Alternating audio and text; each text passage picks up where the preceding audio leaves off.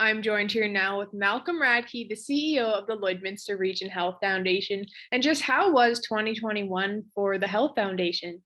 2021 was, a interesting and unique year, just like everybody else, adjusting to life through COVID and through the pandemic. At the start of the year, we were still, kind of coming out of that initial wave, getting ready for vaccine rollouts. And as a foundation, we were just trying to support SHA as much as possible with simple stuff like social media sharing or any last minute requests that came in. There was kind of a second wave of equipment updates and requests that they needed, after they settled in with PPE and all that sort of thing after the first wave. So first half of the year was really spent supporting SHA and focusing on getting things reopened like everybody else. A couple of things we launched the first half of the year. The first one was our community 50/50. We're really happy with that one. We did it in partnership with 3 other local charities, 3 of our favorites who do great work in healthcare as well. That's the Rescue Squad, Olive Tree, and Border City Connects. So couldn't be more grateful to the community for supporting that every month. That's a 50/50 draw, 12 draws a year, so once a month, and obviously the other half goes towards 4 local charities. We also launched our legacy giving campaign, which is just a simple reminder for people to consider leaving local charities in your will, to leave a legacy essentially. And we did that one in partnership with Big Brothers Big Sisters and Lakeline College, so 2 other great local organizations. Really proud of our partnerships this year. And then the last thing on that note, we were able to get a couple golf tournaments in, those third-party fundraisers in the summer, and that was really nice. After a couple of years off, we're really thankful we were able to pull those off. And then obviously in the fall, things changed rather drastically with the latest wave of COVID. So we ultimately had to postpone our gala once again for the second straight year, but we were able to pull off our big virtual event, the Christmas Gift of Health. And speaking of the gift of health, just how was it overall with community support, and how much did the Region Health Foundation end up raising? Yeah, Lloydminster comes through once again, shows its true colors. It's always there for any cause and always there for the local hospital. Not only that, but we also received strong support from the area and the surrounding region. So always proud to mention that, our hospital is regional in its approach, and we serve 72,000. I've even heard 80,000, that number tossed around. So very successful day. We were able to hit $500,000 on the day, which was our goal going in.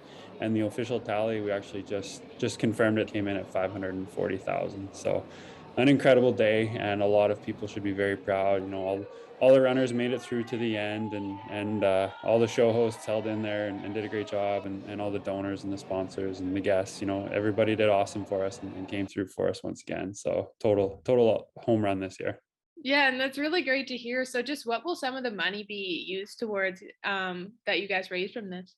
So 2 things. One smaller thing that I always like to touch on. So last year we purchased floral arrangements for the isolated seniors in all the care homes across Lloydminster, and that went over really, really well. There was a lot of really appreciative isolated residents that were watching us install them, just in the snowbanks, watching from the windows and waving and absolutely loving it. So we were very happy and proud to bring that out once again. That's going to be an annual tradition. So a small portion of the funds raised that day will go towards that.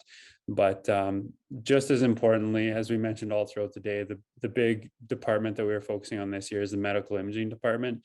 They needed 2 key pieces of mobile diagnostic imaging equipment. One of them it's just a mobile digital radiographer, which means the X-ray tech and the doctor can take it right to the patient bedside on the medical floor and get an instant scan right there on the monitor. And it's obviously the latest and greatest in technology.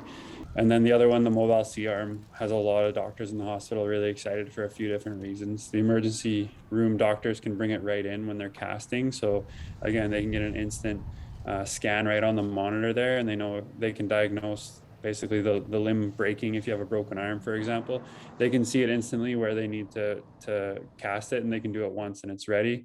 But it is mobile, as we mentioned, so they can wheel that mobile C-arm up into the orthopedic surgery room so that the ortho surgeons can do more surgeries here. And that's always great. Those are typically day surgeries, hips, knees, shoulders, other small limbs and joints.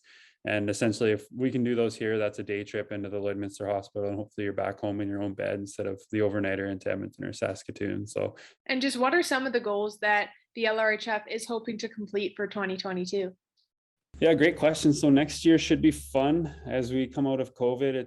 It's looking like we're going to do our gala, our 20th gala in June this year. So that'll pair really nicely with the event we just pulled off. If we do that every December and we do the gala in June, then that kind of gives us 6 months between them.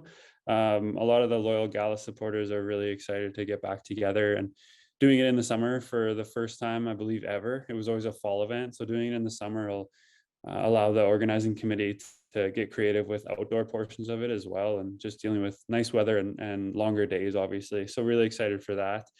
Boundary Forward told us last week they really want to do the Boundary Battle on the Border again. So that was the Oilers and Flames alumni game we did a couple years ago, but obviously had to postpone with COVID the last couple of years. So it looks like that one could come online as well. Obviously, the radiothon that we just pulled off, we want to do that one even bigger and better.